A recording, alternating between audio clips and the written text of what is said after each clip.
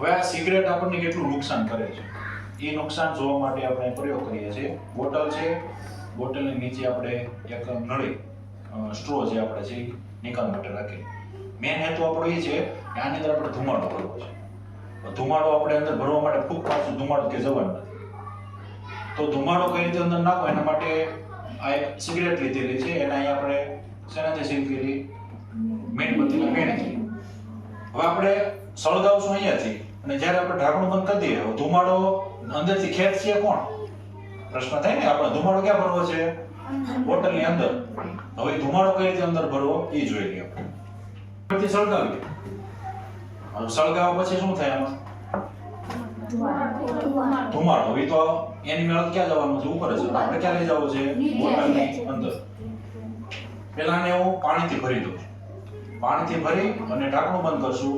પાણી નીચે નીકળશે એટલે હવે કઈ બાજુ ખેંચાશે? નીચેની તરફ. એની અંદર ધુમાડો જતો રહેશે.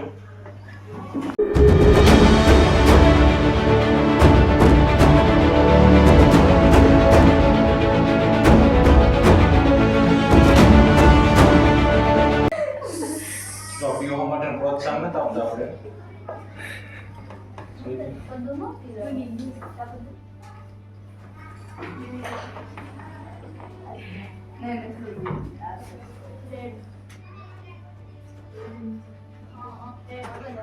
સમજાય છે? ધુમાડો થાય છે. કોણ ખેંચે છે? હવાના દબાણના કારણે ખેંચે.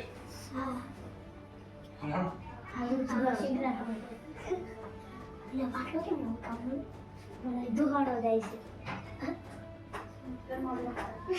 આ બધો ધુમાડો આપણા શરીરમાં જાય છે. અહીંયા ઉપર નીકળે અલગ પાછું.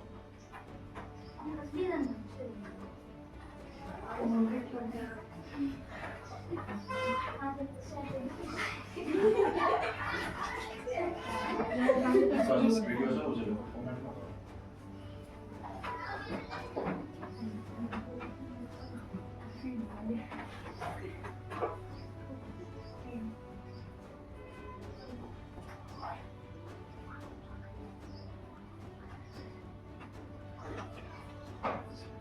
હવે આની અંદર ધુમાડો ભરેલો છે. અહીંયા રૂમાલ રાખેલો.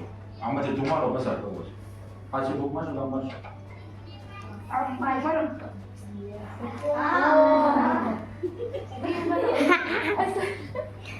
પાછી કે મોઢમ જશે.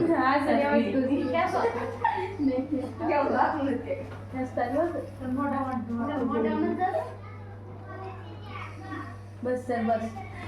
આમાંથી બહુ બધો ધુમાડો બહાર નીકળી ગયો. ભયંકર વસ્તુ ધુમાડાની અંદર ફક્ત છે.